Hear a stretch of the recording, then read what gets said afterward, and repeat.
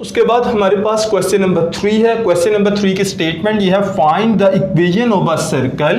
एक सर्कल की इक्वेशन बनाइए जिसका सेंटर 0 0 है और जिसका रेडियस r है। तो स्टूडेंट्स मैंने यहाँ पर इसके लिए लिखा सॉल्व, और सॉल्व लिखने के बाद सबसे पहले उसकी दिया हुआ जो डेटा है उसको उतारता हूँ। उसने ये बताया कि सेंटर 0 0 है, यानी कि ये HK की शक्ल में है। सेंटर उसने हमें दिया हुआ है, सेंटर को हम जानते हैं, हम HK लिखते हैं। ये हमारे पास किसके बराबर है? 0 और 0 के बराबर है। अब इसी तरह से इसका मतलब कॉमा से पहले वाली वैल्यू H की है और कॉमा के बाद वाली वैल्यू K की है, और ये उसने क्या कहा हुआ है, और ये उसने रेडियस हमें दिया हुआ है। अब इसका मतलब ये हुआ H की वैल्यू भी 0 है और K की वैल्यू भी 0 है। इसी तरह से जो उसने कहा हुआ है हमें रेडियस r है, तो रेडियस को r रेडियस को बेसिकली r से लिखा जाता है। यहाँ पे उसने दिया ही r है तो हम r का r ही रहने देते हैं।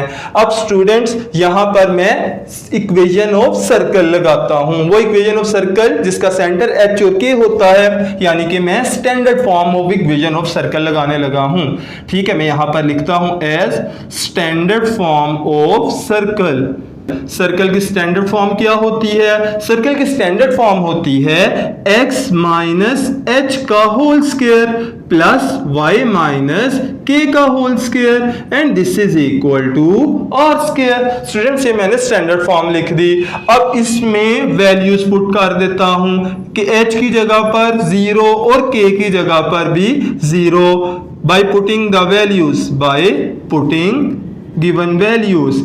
मैं दिए गई कीमतों को इसमें दर्ज कर रहा हूं।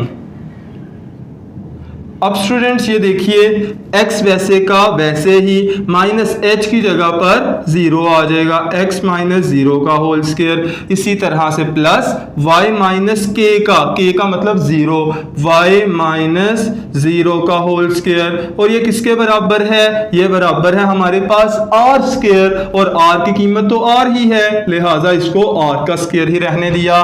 x में से 0 माइनस करूंगा तो x बचेगा, x का स्क्वायर, y में से 0 माइनस करूंगा तो y बचेगा, y का स्क्वायर, और ये बराबर है r स्क्वायर। तो स्टूडेंट्स ये हमारे पास क्वेश्चन नंबर 3 का आंसर है।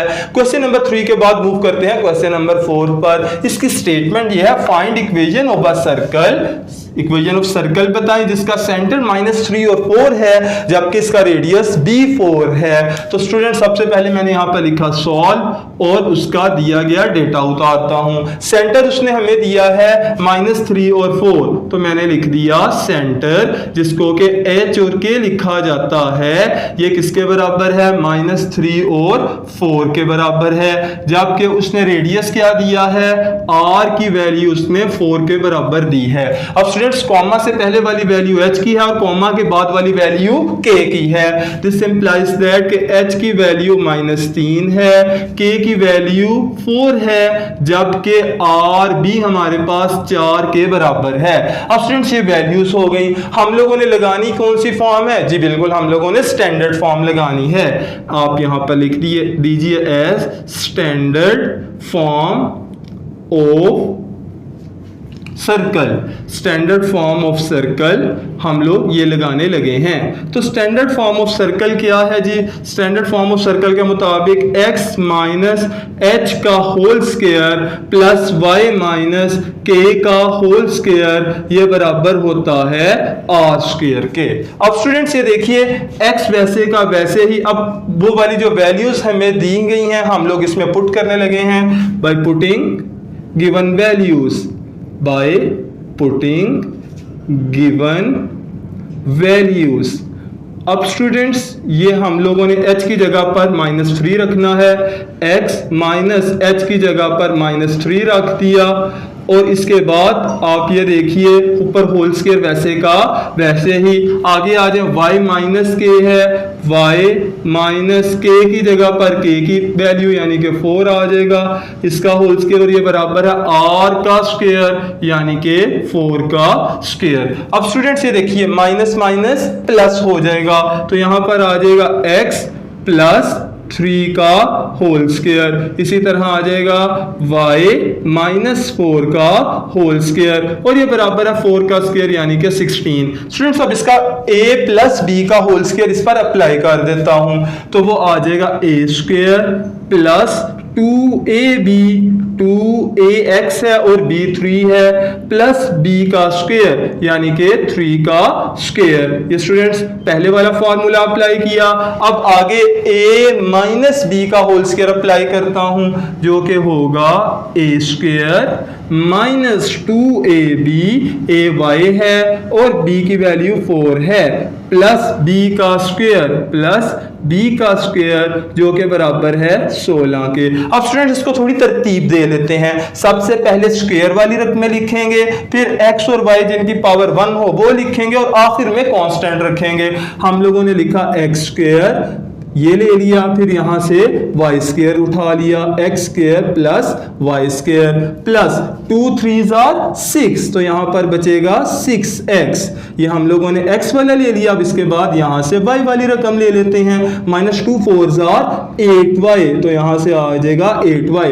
अब यहां क्या बच गया? अब कांस्टेंट बच गया ना, यहां पर है 3 का स्क्वायर 9, वहां पर है 4 का स्क्वायर 16 और स्टूडेंट्स इक्वल के उस तरफ 16 प्लस हो रहा है, इस तरफ आकर माइनस हो जाएगा। तो प्लस का 16 माइनस के 16 से कैंसिल हो गया और आपके पास क्या वैल्यूज बच रही है? आपके पास बचा X square plus Y square plus 6x minus 8y plus 9 is equal to 0।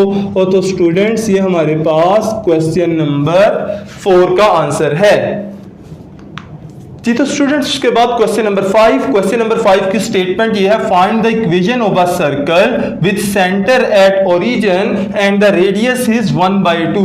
आपसे वो कहता है कि ऐसी इक्वेशन बताएं सर्कल की जिसका सेंटर ओरिजिन पर हो और जिसका रेडियस 1/2 पर हो। स्टूडेंट्स आप तो जानते हैं ये अगर हमारे पास सेंटर ओरिजिन पर हो तो उसकी x की वैल्यू भी 0 और y की वैल्यू भी 0 हो जाएगी। तो आपने यहां पर लिखा सेंटर को चूंकि हम लोग h और k से लिखते हैं तो सेंटर h के बराबर है 0 और 0 के, जबकि रेडियस r की वैल्यू उसने हमें 1/2 दी हुई है। तो अब यहां पर मैं वैल्यूज इन प्लेस, ये देखिए h का जवाब क्या आ गया?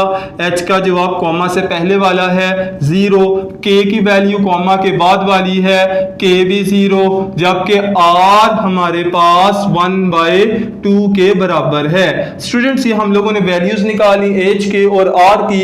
अब हम लोगों ने क्या करना है? अब हम लोगों ने स्टैंडर्ड फॉर्म को अप्लाई करना है।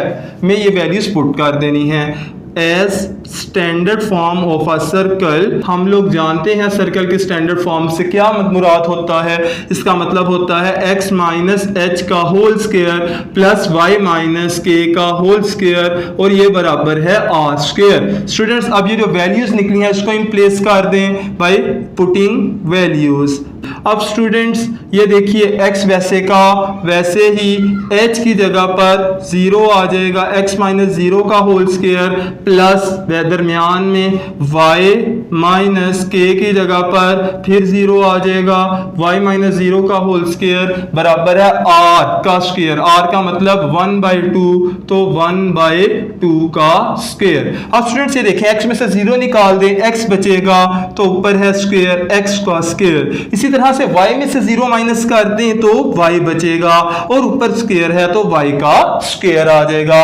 और राइट साइड पर है हमारे पास 1 का स्क्वायर 1 और 2 का स्क्वायर 4। अब स्टूडेंट्स 1/4 तो राइट साइड पर प्लस हो रहा है, इसको इक्वल के इधर ले आते हैं तो इक्वेशन बन जाएगी x square plus y square minus 1/4 is equal to 0।